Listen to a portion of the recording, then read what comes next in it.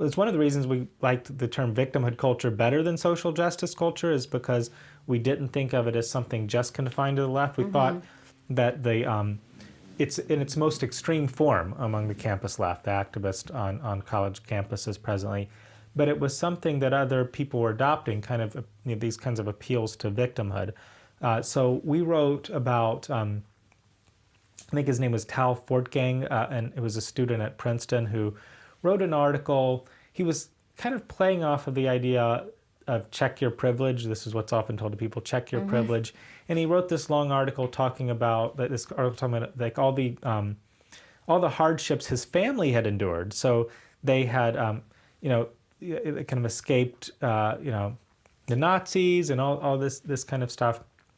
And so the idea was like, that's our privilege, right? Our privileged background. But it seemed to us that he was, in doing this, kind of in countering, in kind of trying to counter the narrative of victimhood of other people. He was embracing a kind of narrative of victimhood himself and saying, like no. countering victimhood with your own victimhood. And psychologists have talked about this. They have a term, they call it competitive victimhood. So sometimes in moral arguments and debates, political debates and other things, they end up being an argument over who's the biggest victim, right? And so that's what... I've also heard the term the oppression Olympics. Yeah. So that's the kind of thing, competitive victimhood, or, the oppression Olympics, who's the most oppressed. So we usually think about like the oppression Olympics as the debates among the left, like for who's the biggest victim. So sometimes even those groups get into conflict, like women are higher than gay people, whatever. Who is it? Because in this conflict, is it important that that this person is African American or that this person is a woman, right, or something? So, but then the kind of broader is even kind of beyond the left, conservatives and other opponents of campus culture adopting this kind of narrative of victimhood. Like, we're the biggest victims. No, actually, we're the ones who are oppressed, which you kind of see a lot too. So we wrote about incidents from the beginning that were like that. I think that's increased too.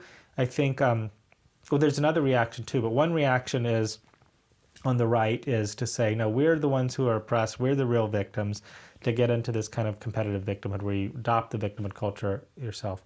So this is kind of one of the things that was interesting us too, is that we were trying to understand, not just the culture of victimhood that we had identified, but the debates about it. So none of these things occurred without opposition, right?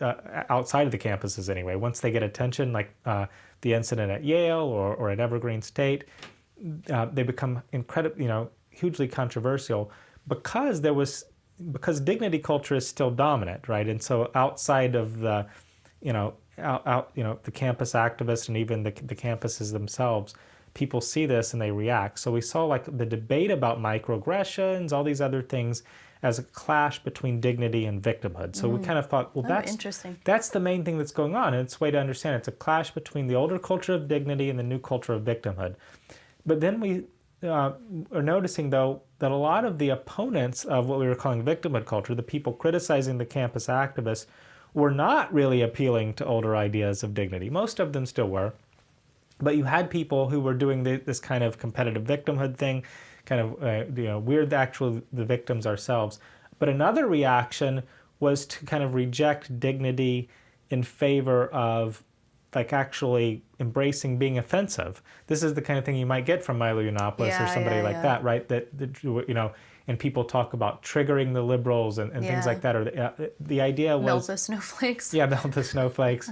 Yeah, so you see all that kind of language, right? And in dignity culture, you're not supposed to be sensitive to slight. That's the sticks and stones, or be thick-skinned. But you're also not supposed to go around insulting others, right? You're supposed to... It's not just that you have dignity, so people's insults shouldn't affect you. It's that they have dignity, so you shouldn't be insulting them. So, so the idea was not to be deliberately offensive, but many of the people then criticizing the campus activists were being deliberately offensive and were embracing offensiveness.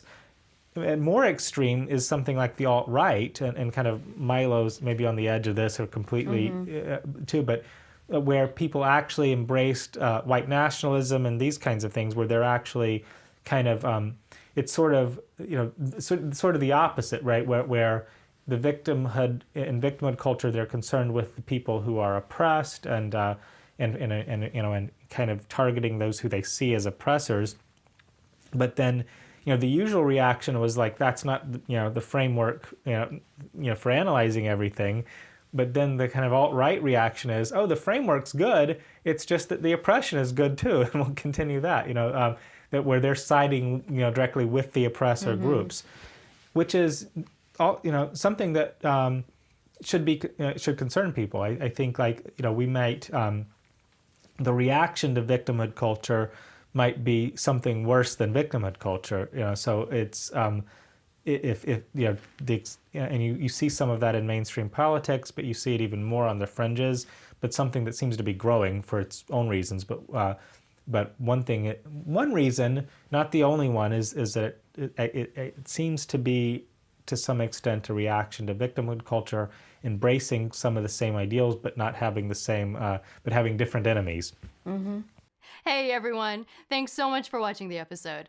If you're interested in contributing to the conversation and supporting the show, there's 2 easy things you can do. 1, click subscribe, and 2, visit our Patreon page where you get exclusive access to the Exploring Minds community.